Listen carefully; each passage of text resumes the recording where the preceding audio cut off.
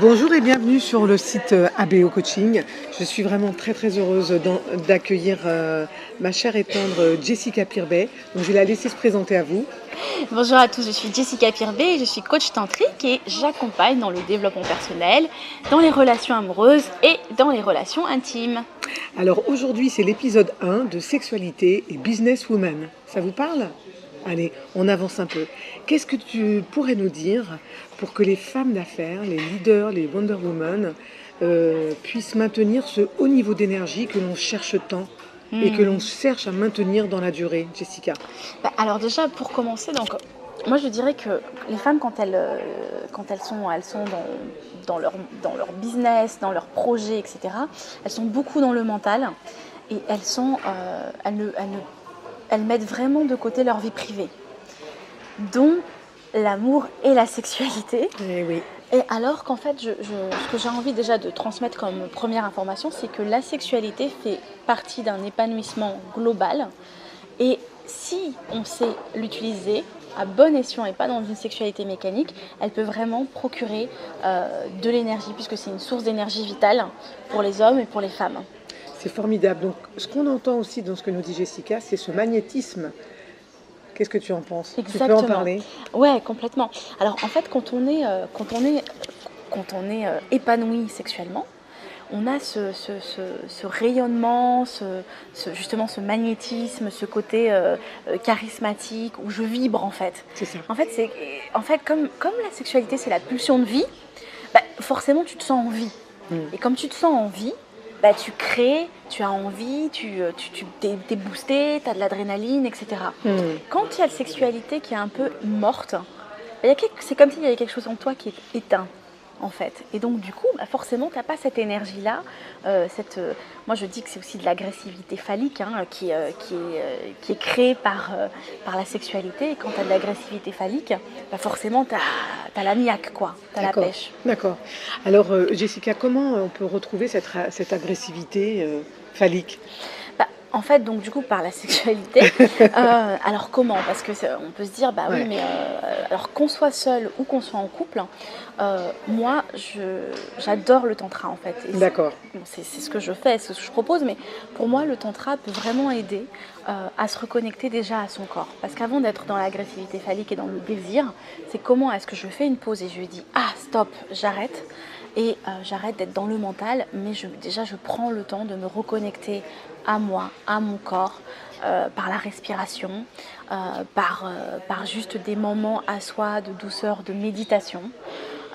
Et ensuite, comment est-ce que je peux me connecter à mon corps pour ressentir mon corps de nouveau, l'érotiser, peut-être aussi me connecter à mon chakra racine, à mon périnée, faire circuler l'énergie sexuelle, etc. Donc c'est un peu théorique tout ce que je raconte, mais clairement ça a des effets positifs sur son énergie. D'accord. C'est vrai que tu nous donnes beaucoup d'informations. Donc si on prend un cas concret, par exemple, alors on s'inclut, moi je m'inclus dedans en tant que femme d'affaires, donc on est pleine de projets. Je m'inclus dedans aussi. On est focus, et puis finalement le soir on revient, on est rinté, voilà, et on n'est pas très sexy. Alors qu'est-ce que tu peux nous dire? On enlève notre pyjama qui est tout doux là pour. C'est vrai qu'en tant que businesswoman, on peut parfois s'oublier en tant que femme, voire on s'oublie souvent en tant que femme. On va avoir notre rôle de maman et notre rôle de businesswoman, mais puis notre vie privée et notre intimité, on va la mettre un peu de côté parce que c'est pas prioritaire, on va dire. Mais sauf que pendant ce temps-là, on s'occupe pas de nous en tant que femme. Tout à fait. Et on délaisse notre être aimé, si on en a un. Qui fait qu'on n'a plus du tout un équilibre de vie, alors que c'est cet équilibre-là qui va nous ressourcer et qui va nous nourrir. Donc oui, on enlève son gros pyjama. Et puis on enlève son gros pyjama et on se reconnecte à sa féminité et à sa sensualité. L'idée, c'est pas de tout de suite partir dans la sexualité. Alors, si on est célibataire, déjà parce qu'il y a des femmes célibataires qui sont des businesswomen, comment on fait pour s'occuper de sa propre sexualité? Alors déjà, c'est d'avoir peut-être de prendre soin de sa sexualité par des moments charnels avec des hommes ou des femmes, voilà. Et si on est toute seule avec soi-même, c'est d'apprendre à se nourrir soi-même par la masturbation en conscience, et prendre toujours soin de cette énergie sexuelle par la masturbation. La masturbation en conscience va nous permettre vraiment de nous connecter à notre source d'énergie vitale et à la faire circuler pour l'utiliser à des fins de projet, de créativité. Alors, la différence entre une masturbation consciente et non consciente? Alors la différence entre une masturbation consciente et non consciente, c'est que la masturbation non consciente, on va vraiment le faire juste pour éliminer une pulsion. D'accord. En gros, un trop-plein, on va se dire, bah là j'ai besoin de décharger. Ouais, c'est ça. Donc je vais me masturber rapidement et puis ça va durer 1 minute et ça va rester vraiment sur le plan génital. D'accord. La masturbation consciente, on va vraiment déjà prendre le temps vraiment pour soi et se créer un contexte avec peut-être des bougies, on va se faire l'amour à soi-même. Donc c'est complètement différent. Ah oui, complètement. On est dans le tantra là finalement. On est dans le tantra. Effectivement, on est dans le tantra. Quand on parle de conscience, on est beaucoup dans la méditation et dans le tantra. Et là, en l'occurrence, c'est comment est-ce que je peux me créer mon univers et un contexte avec des bougies, de la musique que j'aime, etc. Et prendre le temps d'explorer mon sexe, en fait. Et de respirer, enfin d'inspirer, d'expirer pour faire circuler cette énergie sexuelle qui me vient de ma source d'énergie vitale et qui va faire vraiment que je vais me connecter à ma source, à mon fuel, quoi. Et donc c'est ça qui est important. Et ça, on a besoin de personne pour le faire. Et cette énergie et cette source, on l'a tous en nous. Et c'est comment j'utilise ma propre source pour me redonner l'énergie et être en forme.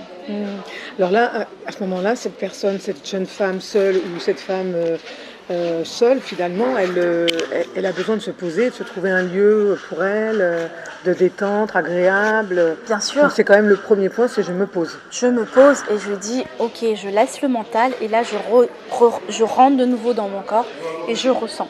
D'accord.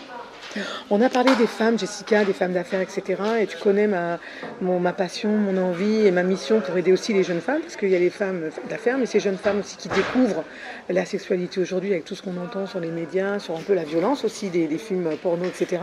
Ouais. Qu'est-ce que tu as envie de leur apporter et de leur transmettre? Pour moi, donc moi j'accompagne effectivement des jeunes femmes et c'est vrai que la jeune femme, ce que j'ai remarqué, c'est qu'elle ne se connaissait pas. Elle se connaît pas, donc forcément comme elle ne se connaît pas, elle n'a pas confiance en elle, elle ne s'aime pas. En fait, c'est très difficile d'aimer quelque chose qu'on ne connaît pas. Donc elle ne se donne pas l'amour dont elle a besoin, elle ne se connaît pas, elle ne s'accepte pas, elle n'a pas beaucoup d'estime d'elle-même. Et là, pour moi, par rapport en tout cas à la sexualité, c'est comment est-ce que déjà j'apprends à m'aimer et pour s'aimer, il faut aussi apprendre à s'aimer son corps, à aimer son corps. C'est important, ça, aimer son corps. Aimer son corps. Et ça, ça fait partie, ok, quand je m'aime intégralement et ça passe aussi par l'amour de mon corps.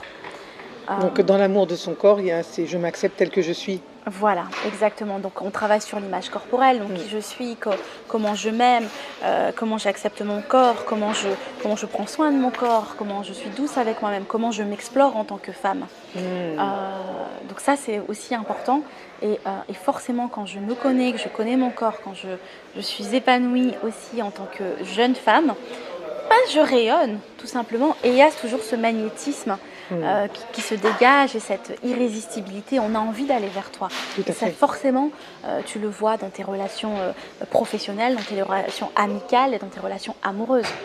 Il y a la loi d'attraction, et c'est pareil en fait. Voilà. Donc cette jeune femme, cette femme épanouie, on en a parlé un peu ensemble, on a parlé de l'accompagnement parce que c'est vrai que ce qui est important dans le tantra ou dans la connaissance de soi, à un moment donné, c'est bien d'avancer seul, mais on sait qu'un accompagnement c'est essentiel et important. Et complètement. En fait, avec un accompagnement, c'est très rare que tu arrives, sans accompagnement. Alors moi-même, je me suis fait accompagner en tant que femme, et en fait, c'est très rare. Ou pour moi, c'est presque impossible d'arriver au stade où, en tout cas, où j'en suis sans être accompagnée, sans avoir été accompagnée. Pour moi, c'est essentiel. Et on en parlait tout à l'heure. Et pour moi, c'est au lieu de prendre le chemin là, tu peux essayer tout seul. En lisant plein de bouquins, en faisant, je sais pas trop comment on fait tout seul d'ailleurs. C'est un peu escarpé quoi. Ouais, c'est en gros soit tu prends t'as plusieurs chemins et puis t'as des chemins un peu boueux, sinueux et un peu, tu sais pas trop sans GPS.